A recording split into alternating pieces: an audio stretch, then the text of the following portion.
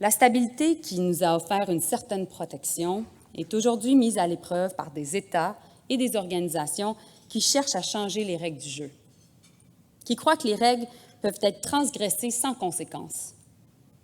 Et au même moment, l'ordre mondial actuel est aussi remis en question par des pays, principalement du Sud, qui ne croient plus que les règles actuelles reflètent leur réalité ou encore qu'elles profitent à leur population. Certains pays se demandent même s'il n'y a pas un double standard. Ils se demandent si les institutions internationales actuelles répondent vraiment à leurs besoins pressants ou si leurs décisions sont justes. Nous constatons également une audace croissante de la part de certains acteurs qui pensent pouvoir faire pencher la balance du pouvoir par l'unique poids de leur influence.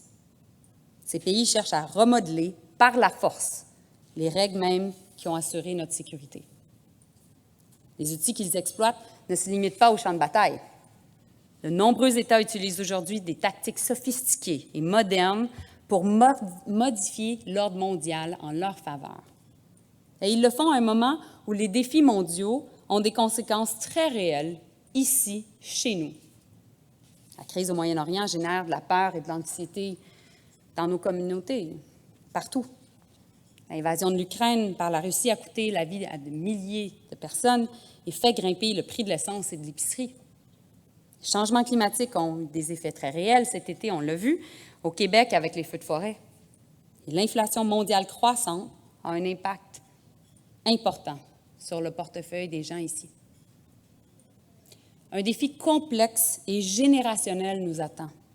C'est un défi qui va façonner le monde que nous lèguerons à nos enfants et à nos petits-enfants.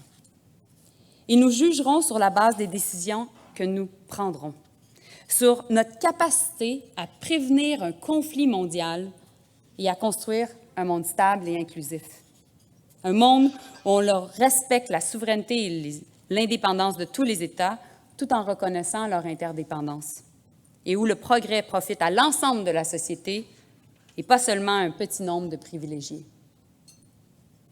Chers amis, c'est un test que nous ne pouvons pas échouer.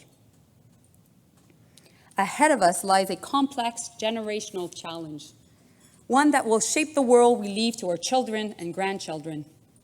They will judge us based on the steps we take next, on how we were able to prevent global conflict to build a world that is more stable and more inclusive.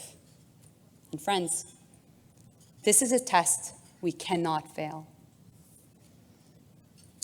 En cette période de crise mondiale et d'incertitude profonde, le Canada peut contribuer de manière significative à relever ce défi. Pour ce faire, notre politique étrangère sera guidée par deux principes.